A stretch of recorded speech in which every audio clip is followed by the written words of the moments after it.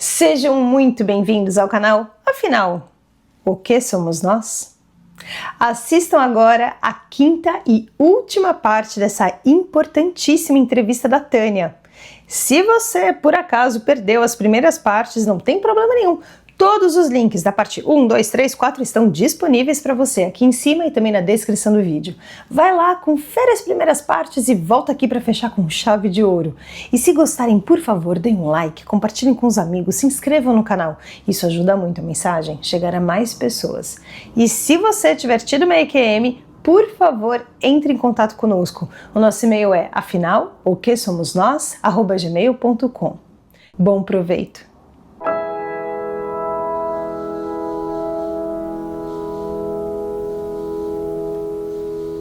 Tânia, antes de nós iniciarmos essa entrevista, você comentou comigo que no final você gostaria de fazer, não é bem considerações finais, são informações que você foi instruída a passar para todos nós. Chegamos nesse momento, pelo que eu entendo, então a palavra está com você, por favor. Isso, Carlos.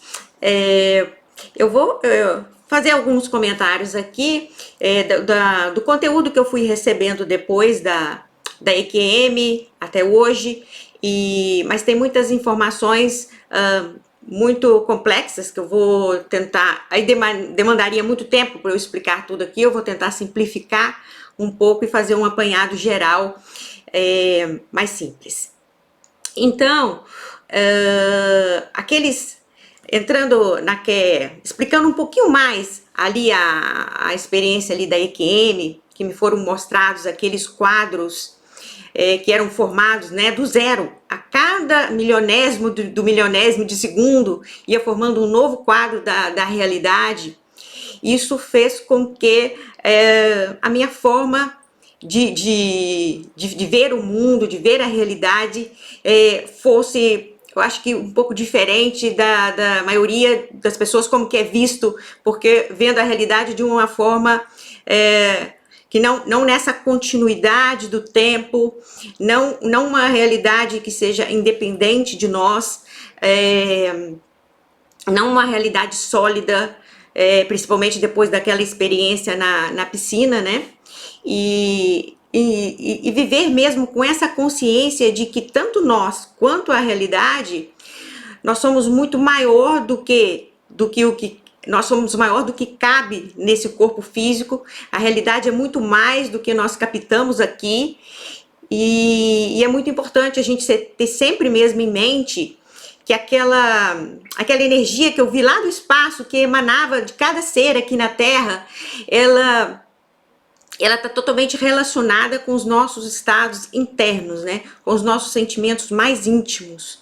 E que eu vi exatamente lá que não está relacionada apenas, né, muito menos com as nossas ações, muito mais com os nossos sentimentos, o que tem por trás das nossas ações e comportamentos, né? Então a gente viver sabendo da importância que isso tudo tem, porque nós criamos, o que nós criamos na nossa realidade, também o funcionamento saudável do nosso corpo, tudo depende desse fluxo de energia, né? Dele estar equilibrado, dele estar harmonioso, e que quando esse fluxo energético ele perde essa vibração harmoniosa, é que começam e que desencadeiam os desequilíbrios na nossa vida, os percalços, as doenças, e a gente sempre sabendo que tudo que a gente sente se torna uma informação no nosso campo, né, no que a gente emite. Nós criamos a realidade porque nós somos parte da consciência única, universal.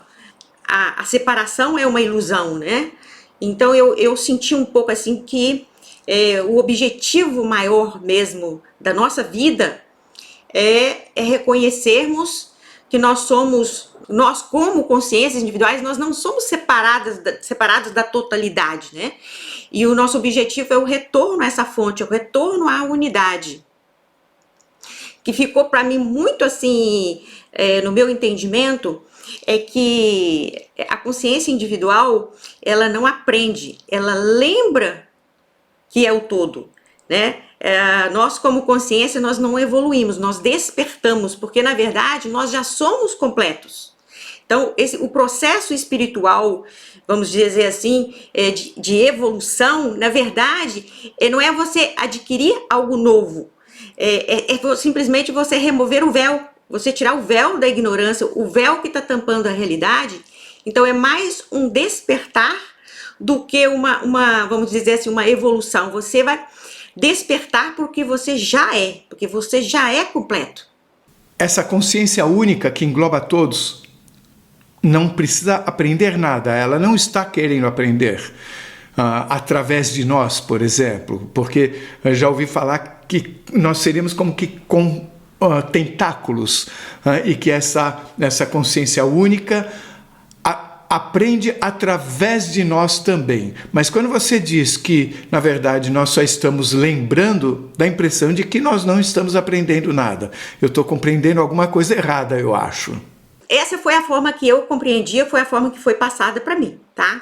Eu já ouvi também dessa outra forma que você disse, inclusive ouvindo aqui vários vídeos no seu canal e em outras situações, mas o que eu entendi, o que ficou para mim, com a minha experiência, com as várias experiências que eu tive, foi que, na verdade, o todo, né, essa consciência única, universal, ela já é completa, ela já tem tudo. Na verdade, nós realmente podemos até dizer, igual você disse, podemos dizer que somos tentáculos desse todo, né? Mas não no sentido da fonte aprender, não é a consciência universal que aprende, é a consciência individual, quando ela está se sentindo separada da fonte, que na verdade ela não está, mas ela está com a ilusão de estar separada, é que ela está adquirindo, vamos dizer assim, experiência para ir tirando esse véu, mas que na verdade a experiência faz levantar esse véu, mas não no sentido de que você está adquirindo algo novo, você está lembrando o que você já é, o que você já tem, e que que o todo já é completo, não existe nada fora do todo, então não pode ser, você não vai acrescentar algo novo ao todo, porque o todo já contém tudo. Então essa é a minha forma de ver. Então, tentando detalhar a sua forma de ver, eu pergunto se faria sentido pensar que quando você fala retornar, que nós queremos retornar à origem, isso significaria não deixar de ser individual, mas reaver a compreensão de que no fundo somos todos uma coisa só, mesmo que eu seja agora uma individualidade. Ter a percepção que os indivíduos todos somados são um todo. E na hora que esse processo acontece, eu passo a reaver conhecimento que era do todo, agora na versão individual. É isso? Isso, Carlos, isso. Então, esse, na verdade, não é um retorno, é um retorno, entre aspas, à fonte, ao todo e à unidade, que a gente nunca se desprende do todo, né? Essa separação é ilusória. Então, é mais ou menos isso que você falou mesmo. Nós compomos o todo, né? Então, é o somatório de tudo que compõe o todo, e pode ser que quando a gente volte para a unidade, não é que vão existir consciências separadas, cada um com o seu conhecimento, cada um com sua experiência, porque na verdade nós já vamos englobar o todo. Então, na verdade, tudo vai ser o todo, tudo junto. Não tem como, é até difícil, né, da gente falar e colocar isso. Eu acho que essa individualidade que você fala, ela fica não se mantém totalmente igual, é lógico, nós somos aqui porque nós nos identificamos como algo separado, né? Então isso vai sumir e vai ser, na verdade, uma coisa só, mas quando você fala assim, nós não vamos deixar de existir como individualidade, eu não entendo muito bem o que você quer dizer com isso. Eu quero dizer assim, eu vou deixar de ser eu? Vai deixar de ser o Carlos. Só essa bagagem do Carlos. Eu vou deixar de ter a percepção eu existo? Não, Você continua existindo, mas não apenas com uma visão, com a visão do Carlos, né? Mas você continua existindo. Você vai continuar a existir, você não vai, né, sumir. Vai continuar existindo com o conhecimento do todo, com a experiência do todo, e não como uma fração daquilo. Tá, é como uma gota de água que eu jogo no oceano, mas eu entendo, ok, a gota está ali, mas ela agora está em contato com todo o oceano. Isso. Nós precisamos, na verdade, para a gente conseguir funcionar aqui, nesse plano físico, nós precisamos de um filtro, vamos dizer assim. Então, o nosso corpo, o nosso cérebro, ele funciona como funciona como um filtro, reduzindo porque a gente não conseguiria viver aqui na Terra justamente com essa amplitude tão grande de informações. Isso precisa ser reduzido para caber aqui. Então o cérebro e o corpo, eles funcionam como um filtro redutor mesmo, selecionando e organizando as informações para tornar essa experiência aqui no corpo físico possível. Porque quando nós estamos fora desse corpo físico, nós temos acesso a outras camadas da realidade que nós não temos acesso aqui, né? Muito mais informações, conhecimento, que não cabe, né, no cérebro, e que o cérebro não consegue alcançar. Então é como se quando nós nascemos aqui nesta dimensão, nós recebemos, eu faço analogia assim com aquele escafandro de mergulho, aquele que a gente vê assim antigo, que muito pesadão, né, com coisa assim na cabeça, só o lugar para olhar e aquele corpão pesado. Então é como se o corpo físico fosse aquilo que limita a nossa movimentação, limita a nossa sensibilidade, limita a nossa percepção. A função do corpo é justamente, não é ampliar a consciência, é justamente reduzir a consciência. Com qual objetivo? Que a gente tenha algum tipo de experiência que só seria possível dessa forma? Sim, para criar o contraste, né? Essa dualidade, para conseguir justamente levantar esse véu, despertar, né? Para essa união ao todo novamente. Tanto que, Carlos, em estados ampliados de consciência, isso já é coisa mesmo, né, que já foi mostrada, algumas áreas do cérebro, elas diminuem a atividade. E aí a consciência, ela é ampliada. Não é o contrário, não é quando o cérebro está com atividade maior que aumenta a sua profundidade e expansão de consciência. Ao contrário, quando diminui a atividade em certas regiões do cérebro, principalmente regiões ligadas ali ao eu mesmo, esse restringimento diminui e passa mais coisas pelo filtro, deixa passar mais conteúdo. E aí a consciência se torna mais ampla e traz mais conhecimento, mais consciência para essa experiência aqui no corpo. Uma coisa que eu reparo, eu quero saber se tem a ver com isso tudo, é que aqui nós precisamos comer. Por estarmos na matéria, nós precisamos de muita coisa da matéria que implica numa interdependência, ter emprego, ter chefe, e isso coloca uma complexidade na relação, tipo, a experiência sempre envolve o outro. Eu queria saber se, dentro disso que você está nos falando, está correto eu imaginar que esse véu, essa interdependência, gera a uma percepção do outro, da percepção da inter-relação que existe entre todos nós, da interdependência, de uma forma que só seria possível aqui. Tem algo a ver isso que eu penso? Sim, é isso que possibilita aqui né, esse funcionamento aqui nesse plano. Que quanto mais espesso esse véu, né, que encobre a nossa visão da realidade, mais estreita é a nossa visão do todo e mais limitado é o nosso campo de escolhas, de possibilidades.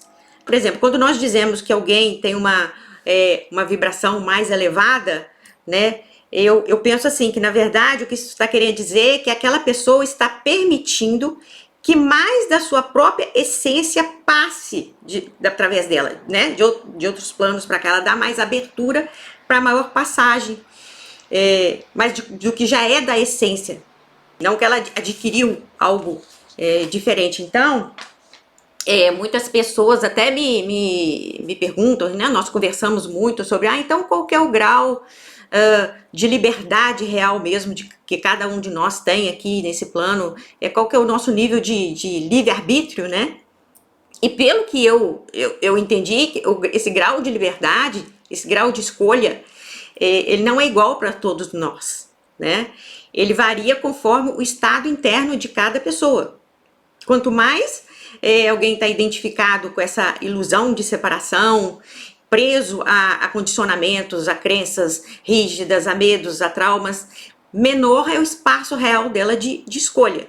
Então, quanto mais nós soltamos isso tudo, essas crenças, essa necessidade de controle, os condicionamentos, nós ampliamos o nosso campo de possibilidades, aumentamos nosso poder de escolha e abrimos mais espaço para que algo novo possa acontecer e sair daquela repetição, né? Você abre seu campo de escolha. Então, à medida que esse véu, né, que encobre, ele vai se afinando, né, se tornando mais transparentes, vamos dizer assim, a pessoa vai despertando e vai aprofundando a sua autoconsciência, vai ganhando clareza interior, lucidez, e aí o livre-arbítrio, em consequência, a gente pode dizer assim, que ele amplia. Muitas pessoas que eu atendo, né, falaram assim, aconteceu, né, fizeram alguma coisa e depois arrependeram e ficam com aquela culpa toda, eu poderia ter feito diferente, por que eu não fiz diferente? Mas na verdade não poderia. Como que a mesma pessoa, na mesma estrutura interna, com a mesma compreensão, aquele mesmo repertório emocional, aquele mesmo nível de consciência, como que ela poderia agir de uma forma diferente?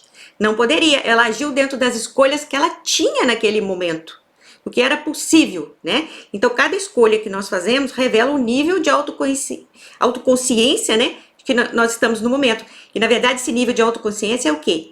É o nível que nós nos lembramos de quem nós somos na verdade. E a mudança, eu acho que começa quando nós deixamos de nos identificar com os nossos padrões, com os nossos pensamentos, com os nossos comportamentos e começamos a observar, como se a gente observasse isso tudo de fora, porque nós não somos nossos pensamentos, nós não somos nossos comportamentos, então nós observamos isso de fora sem julgamento. Então, a partir dessa outra visão, aquela sensação de culpa diminui, porque você não tem como fazer algo que está além do nível que você está no momento. Depois, lá na frente, quando se arrepende, é porque você já está em outro nível, você já está enxergando coisa que você não tinha visto antes. Uma coisa que ficou muito forte para mim, que me ajudou muito na minha vida, é ver que o estado interno que possibilita a mudança mesmo, a transformação, que possibilita ampliar essa autoconsciência, não é o que geralmente acontece, que a gente faz quando a gente erra, porque a gente entra num estado de culpa, um estado de vergonha, de medo, e aí a gente vai no caminho inverso, porque com certeza não é isso que traz, né, a mudança, porque o julgamento, a punição, ele não cura, ele não liberta, né? A punição ela não transforma ninguém, ela não edifica ninguém. A culpa também não, ela não reequilibra. Ela traz, inclusive, mais paralisação e mais sofrimento. A vergonha também, o medo também. Então, é justamente o que me foi mostrado na IQM, é o seguinte, que é o amor que permite a expansão, porque ele cria a segurança, ele cria o ambiente necessário para a mudança. Um dos maiores aprendizados que ficaram para mim com a IQM foi justamente que a mudança se faz com amor. Isso é uma coisa que mudou muito para mim, porque eu venho de numa educação, vamos dizer assim, que eu cresci dentro de um colégio de freira, não estou criticando aqui religião, mas o colégio que eu vivi, né, dentro daquele colégio, tendo aula só com freiras, eu vivi num ambiente muito rígido, de cobrança, daquela crença que hoje eu vejo que é equivocada, né? De achar que o ser humano ele muda de comportamento à base de punição, de castigo, de culpa, de vergonha, de humilhação. E eu vi que esse é o caminho contrário. E o caminho é aquela crença de que o sofrimento e a culpa é que são o motor da evolução e do crescimento. E eu vi que não. Esse é o amor que tem essa função. As experiências de quase morte deixam isso muito claro pra gente, né? que eles mostram que quando a pessoa volta transformada de uma EQM, e às vezes volta até curada de uma doença incurável, de uma doença terminal, o que que fez aquela pessoa transformar? Não foi porque ela foi lá e passou por um julgamento, por um castigo, por uma punição. Foi o contrário. Foi o amor incondicional que ela sentiu por ela, que fez aquela transformação que vem e chega aqui e transforma a vida, né? Começa a levar uma vida totalmente diferente. Não é porque ela foi julgada, foi criticada e apontaram o dedo para ela, ó, você errou aqui, aqui, aqui. Até aquela visão, né, de retrospecto da vida, né? Que algumas pessoas, eu não passei, mas que várias pessoas passam, de ver, né, as cenas da vida. Em nenhum momento as pessoas falam que foram criticadas, né, foram julgadas e fizeram elas se sentir mal com aquilo. Justamente ao contrário, elas se sentiram amadas incondicionalmente, mesmo tendo alguns erros, né, tendo alguns erros. E as pessoas falam que voltam, que quando sentem aquele amor mesmo, isso eu senti também quando a minha experiência lá da piscina, né, mesmo a gente cometendo um erro, e a gente achar, não, eu não mereço esse amor todo. E a pessoa custa acreditar que sim, que ela merece, não só ela, como todos nós, independente do que nós fazemos, do que nós já fizemos, do que nós deixamos de fazer, todos nós merecemos esse amor incondicional. E eu acho que é esse amor que a pessoa sente, que começa a vibrar dentro dela durante a experiência de quase morte, ela muda. Ela sai daquela vibração de culpa, de vergonha, de medo, de quem acha que não está fazendo as coisas corretas, de que não é amado. Ela sai daquela vibração e entra numa outra vibração mais alta de amor. Quando ela volta para o corpo, ela traz essa nova vibração que é capaz mesmo de curar doenças e fazer transformações. Como é que tudo isso funciona perante o que a gente chama de doença? Eu vou entrar aqui numa parte que eu estava na dúvida se ia falar ou não, para explicar um pouquinho mais de como eu vejo essa questão do funcionamento do nosso corpo em relação à, né, origem das doenças e cura de doenças, um pouquinho do que eu entendi disso tudo. Isso que você vai nos contar agora é um resumo do que eles passaram para você sobre tudo isso? É o que foi passando durante todo esse tempo e que eu fui organizando dentro da minha cabeça. E como o conhecimento ele vem mais em bloco, eu fui colocando nas palavras do que eu conheço aqui, que eu estudei aqui, então eu fui transferindo pro vocabulário que eu já conheço, que as pessoas conhecem e que eu achei mais fácil de explicar, apesar de muitas coisas não terem sido passadas com as palavras que eu vou usar aqui. Ok, mas só para deixar claro, você se referiu bastante à EQM, mas eu sei que da EQM para cá, você escuta, eles falam direto com você, tô certo ou tô errado?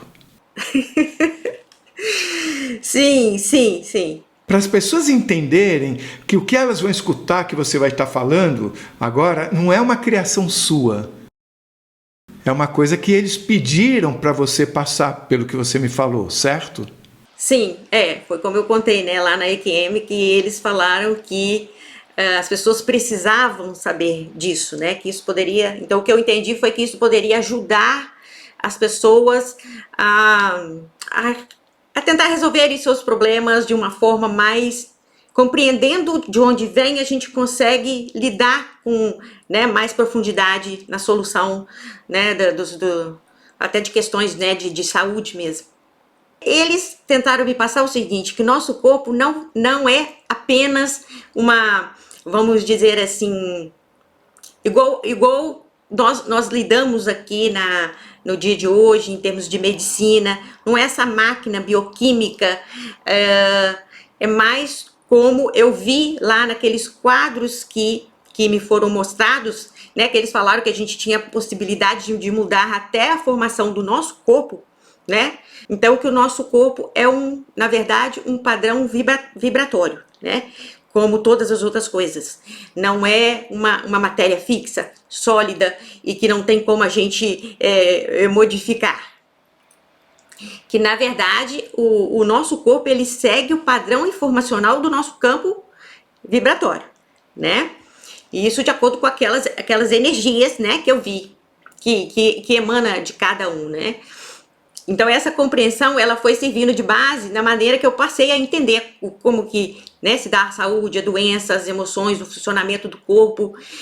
Nosso corpo é um sistema eletroinformacional e que é moldado por nós como consciências criadoras e que está totalmente correlacionado com aquela energia que eu vi na EQM, que saía das pessoas, e que essa energia é que moldava tanta, vamos dizer assim, de forma mais direta, saúde e doença, nesse sentido assim. Então, nós somos ensinados na escola, desde sempre, a ver o corpo mais como órgãos, tecidos, células isolados, reações químicas, como se isso fosse a base, a química do corpo fosse a base do funcionamento do nosso corpo. Mas o que eles me mostraram é que antes de que isso tudo, que a reação química aconteça no nosso corpo, vamos dizer assim, antes que apareça uma doença do nosso corpo, antes disso tudo, vem a organização eletromagnética subjacente, né, que está relacionada com o nosso campo vibratório. Então, todo o nosso corpo físico, ele funciona à base de eletricidade, né? Nossos músculos, eles se contraem com impulsos elétricos, nosso cérebro funciona à base de as ondas elétricas cerebrais, né? O coração é a base também de pulso elétrico. Não só isso, como a pele, todos os tecidos, todos os órgãos, tudo depende de potencial elétrico, né? Então, eu correlacionei com uma coisa que você sabe muito bem, né, Carlos? Você é físico. Toda corrente elétrica emite, né, gera um campo magnético, né? E toda variação magnética induz um campo elétrico. Então, pensando dessa forma, aquela energia que sai de nós faz total sentido, né? Porque nós, como o nosso corpo é elétrico, nós formamos esse campo magnético, que podemos chamar, que você até perguntou aqui, anteriormente, né? Que seria ligado à nossa aura, né? Alguma coisa assim. E eu vi realmente, dentro dos meus estudos e tudo, eu fui vendo que isso tudo fazia sentido e fui relacionando uma coisa, né, o que eles me passavam com as coisas que eu estava estudando em relação mesmo a toda essa atividade elétrica do nosso corpo, que ela realmente pode ser medida com equipamentos aqui da medicina, né? O eletrocardiograma, eletroencefalograma, eletromiografia, magnetoencefalografia, que seria o que? Medir o campo magnético, né, em volta da nossa cabeça, magnetocardiografia, que seria medir o campo magnético do nosso coração, e que o que foi passado justamente é isso, que toda essa estrutura eletromagnética, ela está relacionada com o que nós temos de mais interior, nossos sentimentos, nossas emoções, nossa vibração interna, o que nós vibramos, né? É que organiza todo esse campo de funcionamento. E quando isso desequilibra, é que traz problemas de funcionamento no nosso corpo. Porque, vamos dizer assim, a bioquímica do nosso corpo, ela é moldada pelos nossos estados eletromagnéticos prévios, né? E então o nosso estado vibratório é que modula todas as reações químicas que ocorrem no nosso corpo, depende dessa organização, desse fluxo energético. E esse estado vibratório nasce do nosso sentimento. Isso. Essa desorganização energética que pode vir de algum desajuste emocional, ele é que está na base mesmo do surgimento dos desequilíbrios e das doenças. Ou seja, a gente pode crer então que se o meu estado vibratório pode me levar a ter problemas que sejam até considerados como doenças, o contrário também é verdadeiro. Eu mudando meu estado vibratório, eu vou mudar o meu estado de saúde para mais ou para menos. Eu posso resolver problemas. É isso? Isso mesmo. Inclusive, quando nós tomamos remédios, né, medicamentos alopáticos, que na verdade são substâncias químicas, né, para resolver solucionar algum problema de saúde, nós estamos agindo lá na ponta já, lá na consequência, nós não estamos agindo, né, na causa do problema, porque anterior a isso, esse desequilíbrio bioquímico veio todo um processo de desequilíbrio elétrico, eletromagnético, que está lá na origem. Então, o que nós temos que agir é lá na origem. E qual é a origem? É justamente os nossos sentimentos, as nossas emoções mais internas, lá onde está mesmo a nossa vibração íntima, que é que desencadeia tudo. Não estou falando aqui que não é para as pessoas, né, tomarem remédios, fazerem, né, seus tratamentos, né, continuar. A gente ainda não chegou ainda nesse nível de ter esse controle total. Então a gente ainda precisa, nesse nível aqui, nós ainda precisamos dessa ajuda externa, né, de muitos remédios. Mas nós vamos chegar ainda a um nível que nós vamos ter muito mais uma ação direta mesmo, consciente, né? Porque ação a gente tem, mas uma ação consciente, voluntária, direto nessa base, né? Pensando na nossa existência, na existência de cada um de nós como se fosse um rio que tem uma nascente, tem um curso do rio e tem a foz. É como se o nosso sentimento, digamos assim, fosse a nascente do rio, que gera toda a química, eletroquímica, conforme você falou, que seria o curso do rio, e o corpo é a foz que recebe a consequência de tudo isso. Isso. O medo desorganiza o nosso campo vibratório, as crenças, as culpas, como que culpa altera, né, a nossa vibração, o nosso campo, enquanto que estados assim de calma, de gratidão, de compaixão, é o contrário, harmonizam todo o nosso campo vibratório. A gratidão é uma coisa que organiza muito, né, nosso campo vibratório, o amor. Gratidão é uma palavra que às vezes parece que a gratidão está relacionada a alguma coisa. Às vezes eu penso no seguinte: você simplesmente estar bem, ter uma sensação de está tudo bem. Quer dizer, é como você estar bem resolvido com as pessoas, com a sua vida, com a natureza, essa calma. Eu posso também chamar isso de gratidão? Ali naquele estado que eu passei, aqueles 2 meses depois da minha EQM, eu falei que eu vivia naquele estado de gratidão imenso, como independente, não tinha acontecido nada mudado, né, assim, nos acontecimentos da minha vida, estavam tudo a mesma coisa, e mesmo assim eu estava num estado de gratidão, como se tivesse acontecido algo. Então ali eu percebi que não precisa acontecer algo externo, é muito mais uma questão interna. Por exemplo, a gratidão, não precisa você estar grato a um fato específico, a uma pessoa específica. É um sentimento que brota, eu vi que aquele sentimento brotou de dentro e não precisava de causa, não precisava estar relacionado a uma coisa específica. É um estado interno que você está grato não a uma coisa ou a uma pessoa, é a tudo. Eu sentia grata a tudo. É mais ou menos isso aí mesmo que você falou. Inclusive essa questão que eu falei assim, de uma coisa que vem de fora, questão externa, eu vi que na pandemia da Covid, ficou muito claro para todos nós percebermos, né, como que o estado interno interfere, né? Não é só as coisas que vêm de fora, por exemplo, a questão do vírus, né? Muitas pessoas tiveram contato com o vírus, umas nem pegaram a Covid, outras pegaram, mas tiveram Covid assintomática, né? Nem sintoma não tinha, outros tinham sintomas leves, e outros aqueles sintomas gravíssimos, né? A ponto mesmo de comprometer completamente, né, a oxigenação, o pulmão e vir à morte, né? Então, quer dizer, é o mesmo vírus, igual, né, que atingia todas as pessoas, e cada pessoa reagia de uma forma diferente, cada organismo tinha uma reação diferente. Isso por quê? Por causa do campo vibratório de cada um, o corpo responde de forma diferente ao mesmo estímulo. Então, Carlos, uma coisa que é uma coisa insistente, que estão sempre frisando para mim e repetindo, é que vai acontecer uma mudança de paradigma em relação a essa questão mesmo de saúde e doença, a questão da medicina mesmo, das formas de tratamento e de como encarar a doença, é muito grande. Já começou a acontecer, né? Mas a gente vai ver cada vez mais essa mudança que está vindo também possível devido a essa mudança que a Terra, né, tá passando, essa nova. Então nós vamos cada vez mais ampliar essa visão e nessa compreensão mesmo de que toda essa visão vibratória, essa visão de que o nosso corpo é o mesmo acho que até a ciência está chegando a isso, né?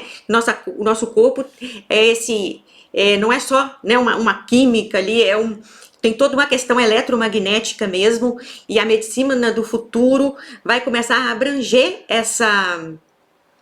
tanto na área de diagnóstico quanto na área de tratamentos, abranger e ampliar essa visão de que o corpo ele é muito mais, né? Ver até essa visão desse campo energético que é tão importante quanto a questão ali puramente, né, química e de metabolismo no corpo, que a parte eletromagnética é antes disso, né? Inclusive, como eu trabalho com neurociência, né, e trabalhei muitos anos com neurofeedback, a gente sabe que, por exemplo, no cérebro, antes da liberação dos neurotransmissores nas sinapses, o que determina ali é a corrente elétrica, né? São as ondas elétricas cerebrais, as frequências das ondas elétricas cerebrais que determinam ali a quantidade de neurotransmissor e que vai ser liberado nas sinapses, né? Então a gente vê que a parte elétrica ela vem antes da parte química e que você corrigir apenas a química às vezes não resolve, você tem que agir na parte elétrica. E para a gente conseguir agir nessa parte elétrica, nessa parte vibratória, nessa parte informacional do nosso campo, o que a gente tem que, na verdade, onde que eu quero chegar com isso, né? Para a gente conseguir esse reequilíbrio, o que é necessário?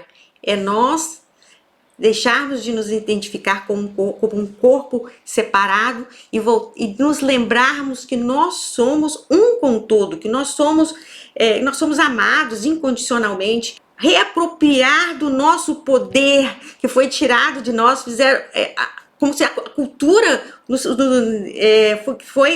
foi trazendo para nós, nos desempoderando o ser humano, tirando o poder que nós temos e a gente sempre esperando cura de fora. Aí eu tenho vontade de perguntar uma coisa. Você falou que foi tirado de nós, mas essa situação em que estamos aqui não era para ser assim? Eu pensei de uma certa forma que essa situação que a gente vive no planeta Terra, o véu e tudo mais, tinha um propósito que fosse bom.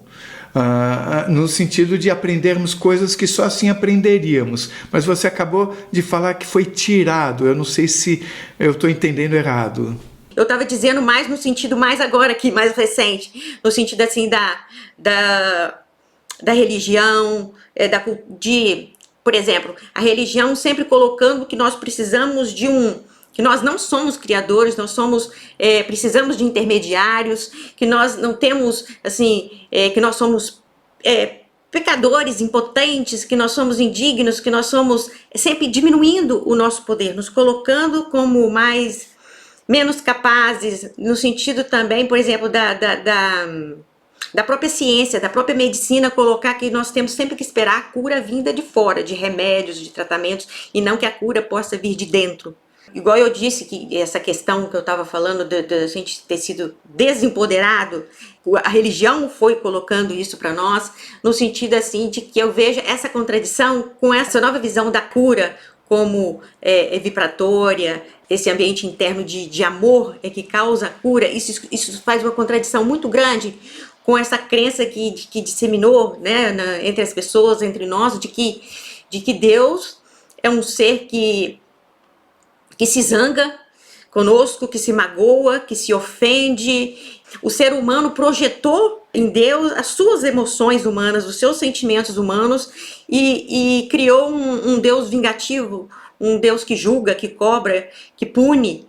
Nós igualamos Deus como se fosse Deus é um ser humano de um nível muito baixo de consciência, né? Que ainda se vinga, que ainda se, né? Que pune, que se magoa e que se ofende, que nós temos que pedir sempre perdão a Deus. Por que pedir perdão se ele nem se ofendeu, né? Com a minha experiência, não existe essa ideia, não existe mais de que existe alguém ou um ser ou qualquer coisa que esteja tomando conta de tudo e distribuindo o sofrimento para punir as pessoas, para fazer as pessoas pagarem pelos seus erros. Então, para mim, o que existe é o quê? É o esquecimento de que você é o criador da sua realidade.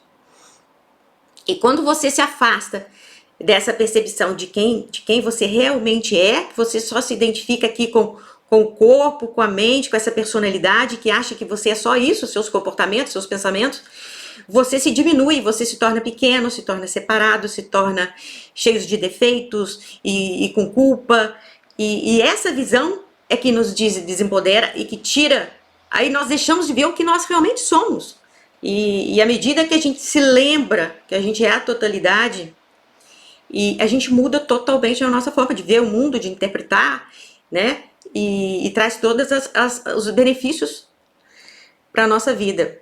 E eu vi que os seres que me acompanham, eles fizeram questão de deixar isso bem claro para mim, e isso me ajudou muito a mudar as minhas crenças, porque eu tinha, devido, igual eu falei com você anteriormente, que eu fui educada dentro de um colégio de freiras muito rígido, então eu tinha essa ideia muito forte, que foi essa crença vai passando, né, tanto na educação, né, na escola, os pais, vai passando essa ideia de que, então eu cresci com essa ideia de que, e que hoje eu vejo nos meus atendimentos, meus pacientes, eu vejo que essa crença é muito forte, de que a dor, né, nós aprendemos que a dor, ela tem um valor espiritual, que o sofrimento, é como se o sofrimento fosse uma moeda de troca, que você...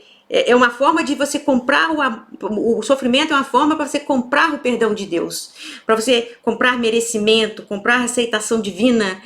E essa crença traz muitos problemas para a nossa vida, né? E é uma crença inconsciente, né? Que a maioria das pessoas não tem consciência de que tem essa crença, né?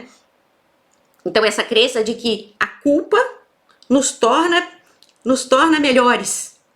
Que a obediência ela nasce do medo, que a disciplina ela precisa às vezes machucar, né? Então isso trouxe, eu vejo muito no meu consultório as pessoas com aquele chicotinho, né? Se chicoteando, esse autopunição, né? Esse automartírio, autoflagelamento, que antigamente ainda era mais comum ainda entre as pessoas da igreja, né? Isso é muito arraigado em nós, na nossa cultura, né? A gente confunde amor com punição, a gente confunde respeito com medo, confunde consciência com culpa, e essa dor auto-infligida não gera moralidade, né? Te dá uma falsa sensação de purificação, que as pessoas que se autoflagelavam achavam que estavam se purificando, né? E isso é uma sensação totalmente falsa, não leva a nada, só piora a situação. A pessoa acha que está pagando uma dívida imaginária, né? E com isso, enquanto que na EQM a gente vê que é totalmente contrário, que a expansão de consciência, a transformação, o despertar, a cura, ela vem do oposto. Ela vem do amor e da aceitação, que é o oposto. Então, às vezes, eu vejo assim que às vezes a gente está indo pelo caminho contrário, nós estamos indo contra o rio, né? Então, eu me perguntei muito, e às vezes eu pergunto para as pessoas, né? Sempre se questionarem em que momento da sua vida você aprendeu que você precisava sofrer para ser digno de amor, para ser digno de cuidado, para ser digno de Deus, né?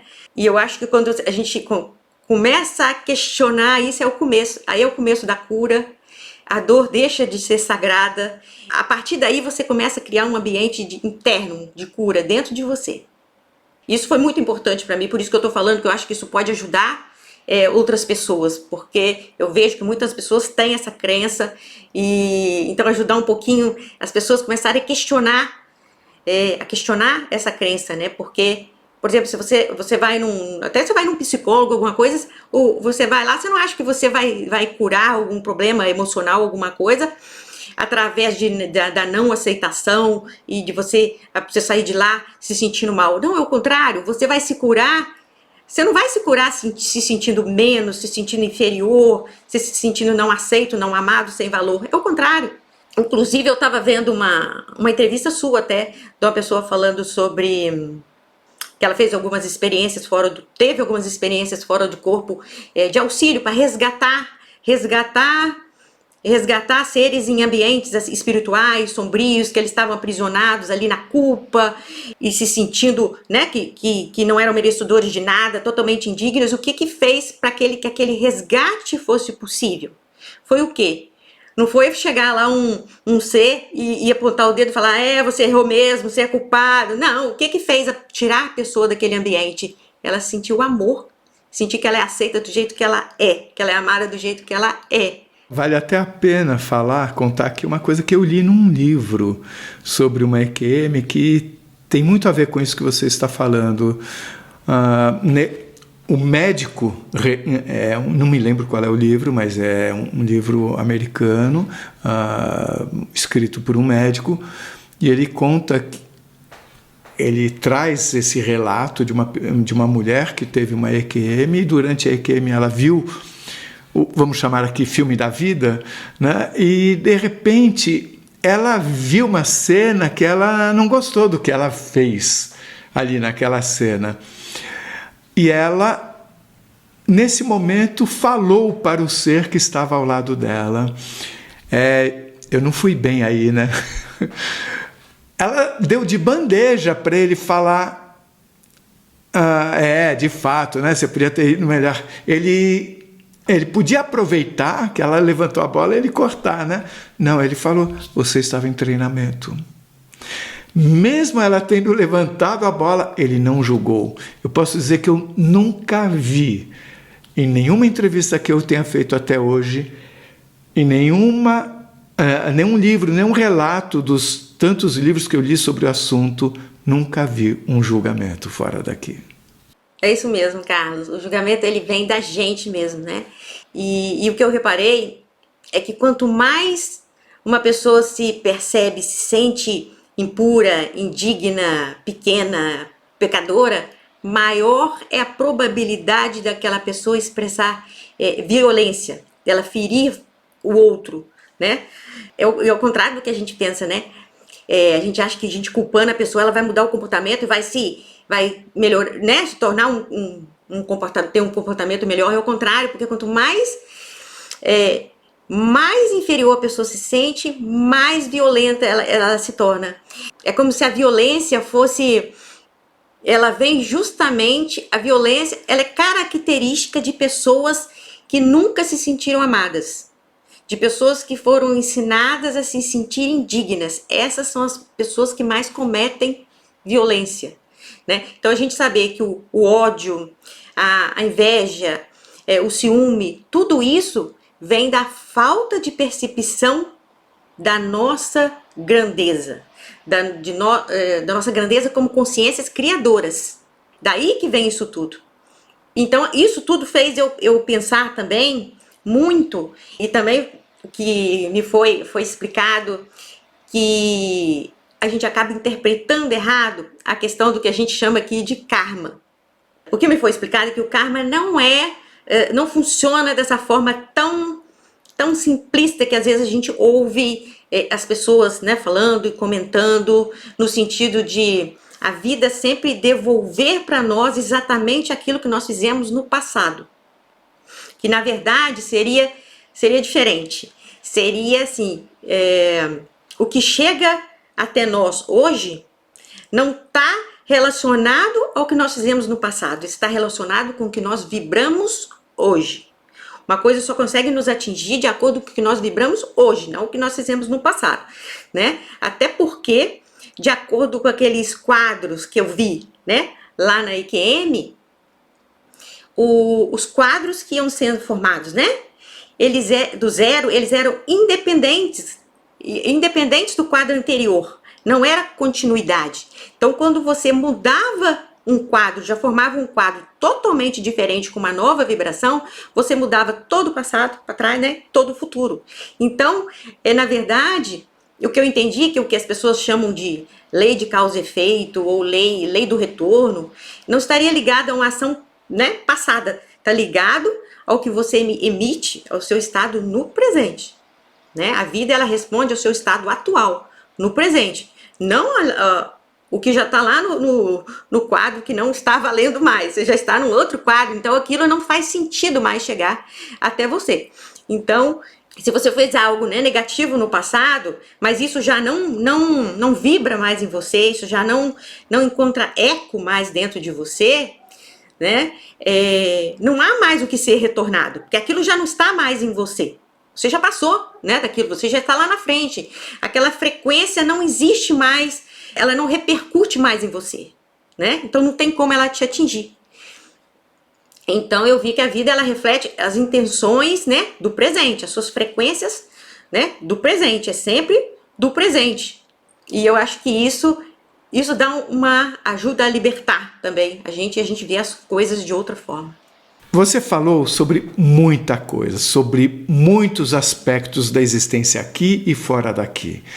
Nós lidamos com um mundo muito complexo. A maior parte das pessoas que estão escutando tudo isso não teve experiência nenhuma fora daqui, eu não tive. Eu queria saber que mensagem final você pode deixar para nós, de tal forma que nós nos tornemos mais sábios para lidarmos com os desafios do dia a dia. Então, Carlos, se eu pensasse assim numa única mensagem, depois de tudo que eu vivi, compreendi, eu diria assim, eu diria para cada pessoa que não há nada em você, na sua essência, que precise ser descartado. Nós fomos levados a acreditar que existe algo errado em nós, que nós somos insuficientes, que nós precisamos nos ajustar, que nós precisamos nos encaixar, nos corrigir, para merecer amor, para merecer reconhecimento, pertencimento. Mas a minha experiência me mostrou que algo bem diferente disso, que justamente o que dói mesmo em nós é quando nós nos afastamos da nossa essência, que na nossa essência não há nada de errado. Não existe nada em você que não mereça amor. Não existe nenhuma parte em nós que precise ser negado, porque nós temos que ser completos. E a gente já é digno por natureza, não tem que conquistar esse amor. Então o mais importante é o seguinte, a pessoa entender o quê? Que se amar incondicionalmente não é arrogância, não é orgulho, é compreender que faz parte do todo e que o todo não produz erros, né? Então a principal mensagem seria o quê? Ame-se incondicionalmente como a fonte te ama. Todas as experiências de EQM, quando as pessoas voltam, que faz a mudança, a cura, a transformação, é o estado de amor que ela traz, é a vibração de amor. Nós podemos até imaginar assim, se fosse o contrário, né? Se uma pessoa voltasse, tivesse uma experiência de EQM e chegasse nessa outra dimensão e sentisse julgada, culpada, condenada, ela ia voltar por corpo e ia se curar? Ia se transformar? Provavelmente não, né? Porque é o amor que cura, sempre foi o amor que cura e sempre será. E a cura é quando nós entramos em ressonância com essa vibração elevada do amor e que é sustentada nessas experiências da EQM. E isso tem um impacto fundamental nos nossos relacionamentos aqui com os outros. Porque se você quer ajudar alguém a se transformar, alguém mudar, é o amor que vai fazer isso. Quando você for ajudar um filho seu, um amigo, um companheiro, um aluno, um paciente, o que for, o que vai sustentar a transformação não é apontar o erro, é você oferecer para essa pessoa, oferecer uma presença, uma aceitação, uma segurança, um estado interno de amor, de não julgamento. É assim que você vai ajudar a transformação das outras pessoas. E você se amando completamente do jeito que você é e oferecendo esse espaço interno de amor, você vai oferecer para o outro também e a sua presença vai ser um convite para que as outras pessoas também recordem quem elas são. Então o seu trabalho não é você se corrigir, é você lembrar quem você é. Se você gostou, por favor, se inscreva no nosso canal, dê likes, faça comentários, compartilhe com seus amigos, toque o sininho, porque aí você sempre fica sabendo quando chega vídeo novo, saindo do forno. E se você tem alguma dúvida ou passou por uma EQM e gostaria de compartilhar a sua história com o mundo, por favor, nos escreva. O nosso e-mail é afinal, oquesomosnós@gmail.com. Essa é uma nova fronteira do conhecimento humano. Vamos juntos atravessá-la?